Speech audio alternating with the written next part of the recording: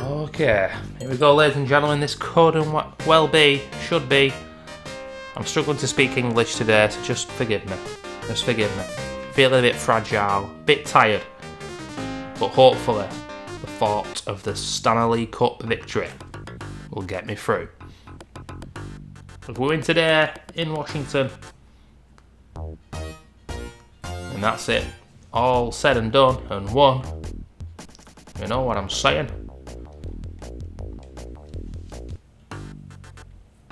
It's been a lot of fun to play this game, but I'm just getting a little bit fatigued playing it now. First world problems. But I've got my PlayStation, Xbox and modern games to play. There's games I want to play, there's games I want to buy. There's projects I want to do for my channel. There's my favourite games that I want to replay, which I've not played in a long time. And just want a break from this game now. And I'm actually going to be doing FIFA 98 tomorrow, starting straight away. And we'll just nail these two projects on the channel immediately, as we've not done anything for a long time. We just needing time away from this. And I actually thought, oh, have we started the party early, ladies and gentlemen? We're going to be professional. But Sergei Fedorov, he could have given us the perfect start here. Unfortunately, I have lost my train of thought because of that. Curse you, Fedorov.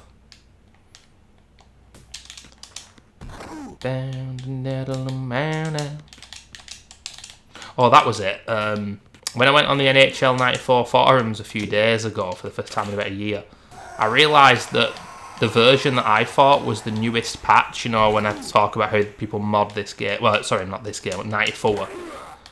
I had NHL 2024, which was released in late 2023, but so I'm 1 year out of date. I haven't even got the latest patch yet. There'll only be minimal differences, but they do tweak it every year. Oh, and obviously there'll be roster changes and whatnot. So, may as well. Thought I already had this year's version, but no. And I had a look at when I downloaded it, it was April 2024. Which is towards the end of the ice hockey season, and it looks like I'm going to do the exact same again. You know, it's 24th of March today, and probably won't do it after this game, but tomorrow I'm probably going to download the latest patch. Oh, what is the goaltender fucking doing there, man? The goaltenders never do that. Why? I'm not going to be playing it straight away because, like I said, I need a break from these ice hockey games. But yeah, every single game, you know, I've got like NHL 10, I've got NHL 15, NHL 17. I've got that international version I spoke of. All the different versions of this game, the more the merrier. But look at the goaltender here, just moving out of the way, not even trying to save it. Cheesy, sweaty goal. Get the fucking air freshener out, ladies and gentlemen, because that's bullshit. I'm not having it. We've got to be careful here. It's the last game, hopefully.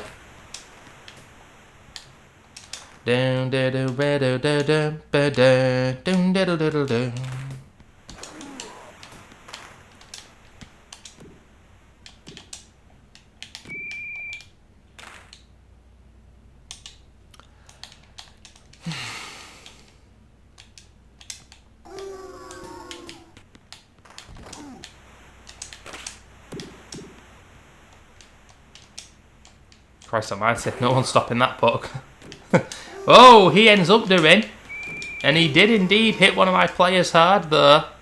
Roughing Sylvan Court. Yeah. Down it. Down it. Whoa, shit. It's 2-1. Probert and Jimmy Carter with the goals.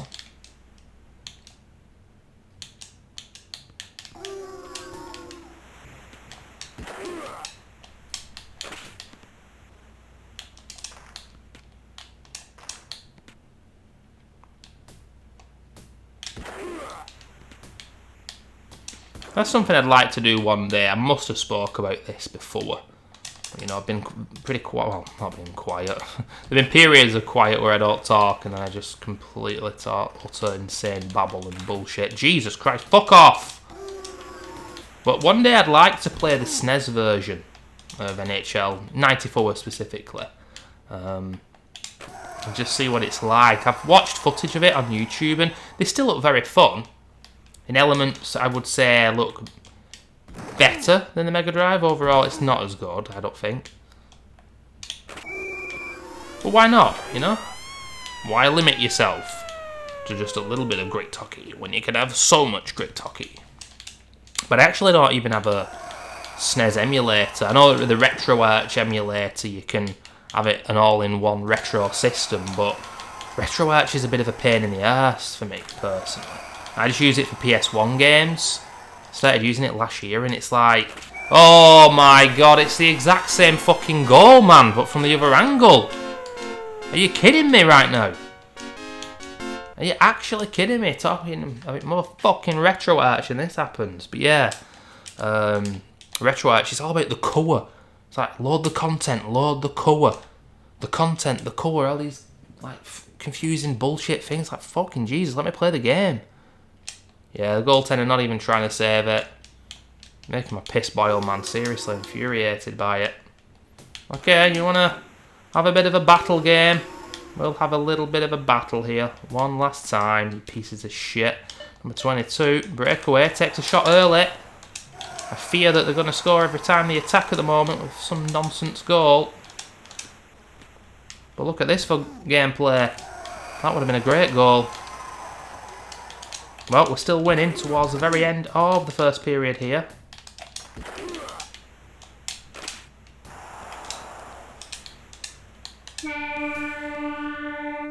Whoa! You see that? I think he might have been going to the like substitute area, but one of the players was still moving after the whistle went, and that is very, very weird to see because the AI just stays still when the play ends. So, but then again, none of the other players were moving, but he was. I'm not sure why that happened. I mean, if you've got the puck and you change your lines, here we go, people. Here we go.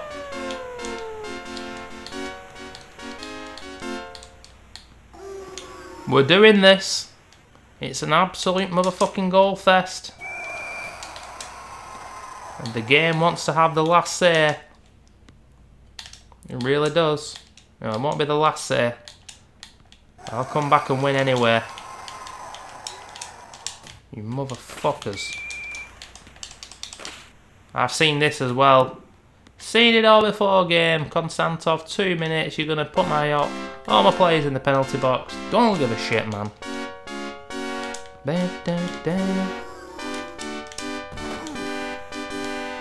Great assist from Chevrolet there. Tim Chevrolet had the Chevrolet. I think I'm losing my goddamn mind. Fedorov, quiet game, mate. Come on. Who's 21 again? Because this guy is fast. Dear Lord, he is.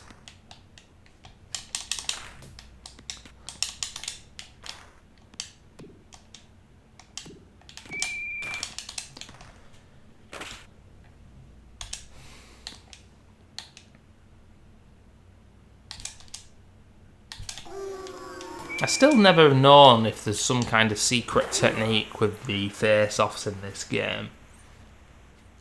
I've never even seen people talk about it, to be honest with you. I tend to lose more than I win, just about. I won that one. Oh, goodness gracious, number 21. Coming in like a motherfucking wrecking ball there. But now he's been destroyed.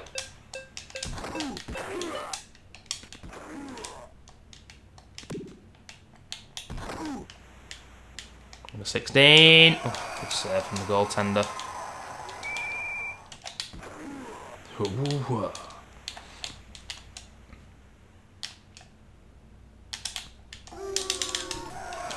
Oh, there we go. Gallant. I didn't think I'd have time to hit that in.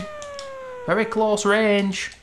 He just took a touch, got it out of his stick. And his second touch, he smashes it home. It's 4-3. Getting to the midway point of the second period. And we're back winning, 4-3 up now. All the fives on the clock, 5:55 to go in the second period. Well, we'll see how this project does, ladies and gentlemen. My other previous 2 NHL projects have been absolutely shambolic. Didn't really get many views at all, which is such a shame because people love the old NHL games and there's still a community out there of people who play them. And I think sometimes when you do a project on YouTube and you make a playlist, you've just got to remind people that it exists and spruce it up. What a goal that is from Fedorov. Is this now starting to turn into a party? So what I think I'll do when I upload this is I'll not update, but I'll advertise in the link. Ooh, that could have gone in the comments section, in the drop down box, whatever. My previous 2 NHL 94 projects, so if anybody comes across this and sees it, they'll be like, oh, okay. This bald Englishman's made Let's Plays this game before. Or NHL 94. Dino Cicerelli. Oh, he's getting in the penalty box there. But he'll be joining us soon, the future Detroit player.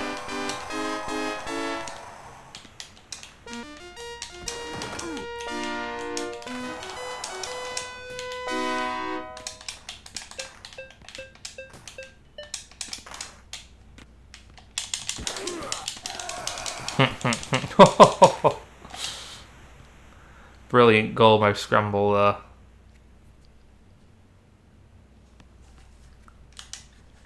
One of the best aspects of this incredible game, ladies and gentlemen, for sure.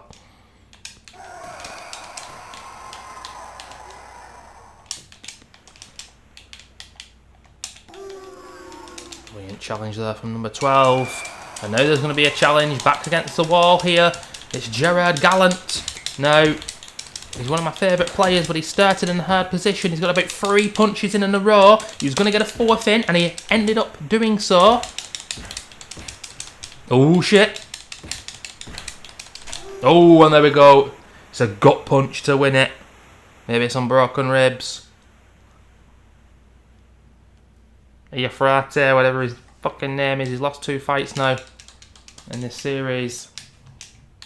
My main man, Gallant. He's a bit of a crazy bastard, I'll tell you that much. But he doesn't lose many fights. Oh, hits that post.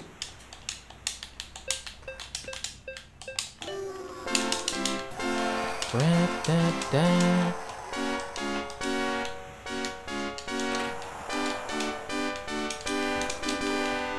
play there by Chevalier. Just went out of his net to pick up the puck. Great save from the goaltender.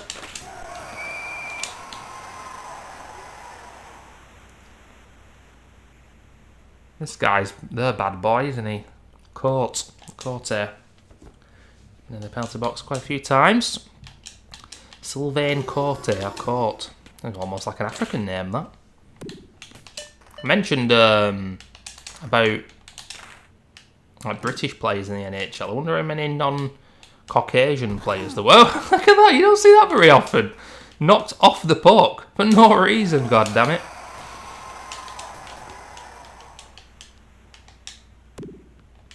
Because that's one thing they do with the mods. If there's any black players, then the player's skin will be black. And I know for like Zoomers and younger people, they'll be like, well, that's so obvious. But back in the day, black players had white skin in these games. I remember in the old FIFA games they did.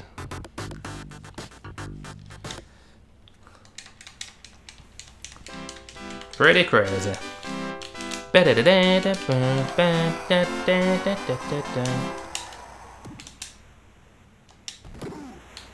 Ooh!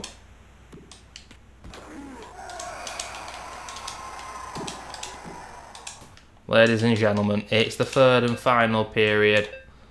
I'm getting emotional. If you watched me play NHL 94, then I don't need to tell you what happens when you win the STANNERLEE Cup. I don't actually know if there's any differences between this game and 94 when you win the STANNERLEE.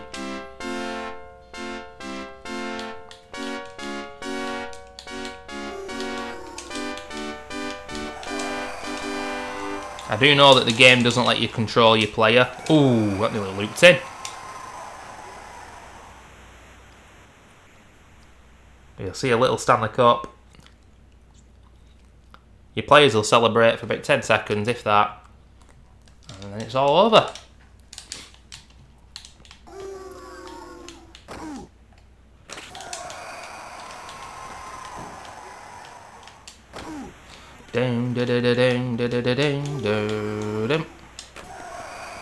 Man, I want to play some old retro games that I can't play anymore because of compatibility issues, emulator issues, running stupid systems, technical problems. There's left of field problems that, whoa, god damn it. There's left of field problems that people wouldn't necessarily think of.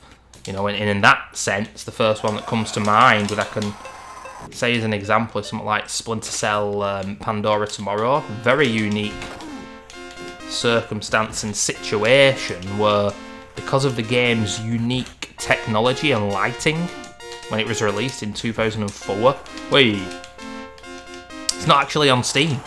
Not on Steam! But the other games are. Makes no sense. And there was a HD collection which I played about 5 years ago during the Corona actually, and I had a fucking whale of the time because I love the classic Splinter Cell games. But that's only on the PS3, so I just put it on the PS5 and even the Xbox. Now you can get them on the Xbox separately, and I have them, but it would be nice, and ability to get trophies and achievements, or put them on Steam, etc. Just one of many examples. And you know, I saw Digital Foundry a few days ago doing a video saying, you know, is the Xbox Series X the ultimate backwards compatibility? And it's like, no. I'll give you an example of a game I've wanted to play for years. Seraphim17 calls it the best shit game ever. I think it was an Ubisoft game or an Ubisoft published game. Kane and Lynch. Linear, third-person game. You know, massive shootouts. Two crooked-ass cops. I don't know if they're crooked-ass cops, but the cops who just get the job done, you know. And the second game's available, backwards compatibility, but the first game isn't. Why? Don't know. Just because. And, you know, that I don't usually like to talk about potential future gaming pickups because I don't want to ruin the pickup video. Not that it really matters that much because barely anyone watches them, but in that from last year, the Space Marine game. Way! Look at that! Space Marine 2. The first game was released, obviously it's Warhammer, it's a massive series and franchise, but the first game was released in 2011. I thought, oh, okay, just search, this has got to be on backwards compatibility. I'll buy this first and then buy the second one, which has got great reviews from last year, one of the best games of the year, and it's not on. So, no, Digital Foundry, I don't think you can say that it's the ultimate backwards compatibility machine. You know, going forward as well. No, it isn't. There's still tons of games that aren't on the console, and they did talk about, and it's such an intriguing topic, you know, physical and digital, and how the lines are getting blurred, and how sometimes, you know, people like myself and so many other gamers, oh, we're having a party now. Last minute of the game, I'll stop talking about other things, but you know, Days Gone is getting a remaster next month, and I'm a mug, but I thoroughly enjoy the game, and it doesn't need a remaster, but all you need to do is pay a tenner, and you can upgrade. And I'll be doing that, but I've got the digital version, and I was thinking, the fact that I got the digital version, is that going to stop me getting this? Apparently it's not, but I don't know how it's going to work. But you know, there's games that I get physically, and games that I get digitally, and fact of the matter is,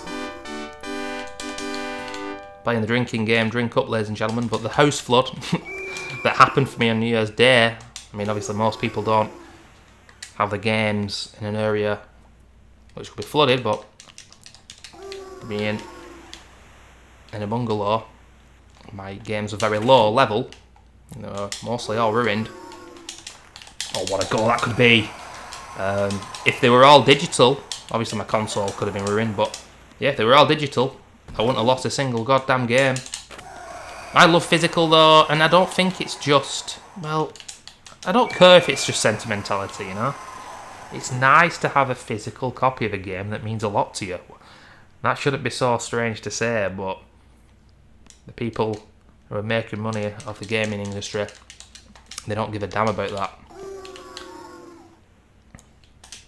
We'll see where it goes in the future, but I think we're heading to all digital, ladies and gentlemen.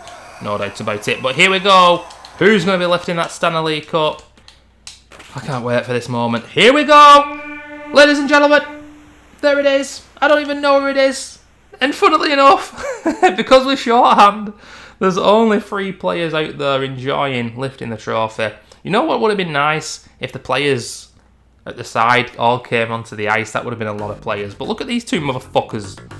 Depressed as hell. They won the STANNERLEE Cup. And they're not even celebrating. 7-3 win. On autopilot towards the end. But we've done it. 16 games, 16 videos. Undefeated. Untouchable.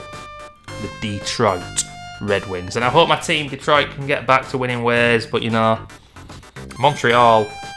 Here's a fact for you, ladies and gentlemen. When I was on the Wikipedia page of NHL, not just the NHL 92-93 season in real life, when Montreal won it in 93, that's the last time a Canadian team won it. 32 years ago. That's a long time ago. I wonder when that's going to be broken. But there we have it. NHLPA 93. Another ice hockey project on the channel. I did a one-off video of this many years ago as part of the Classics collection. And 2 playthroughs for NHL 94. These games are a big part of my gaming life. I absolutely love them. I think they're the best sports games ever made. And we'll do NHL 95. We'll probably leave it a year and a half at least, but yeah, we'll get to it.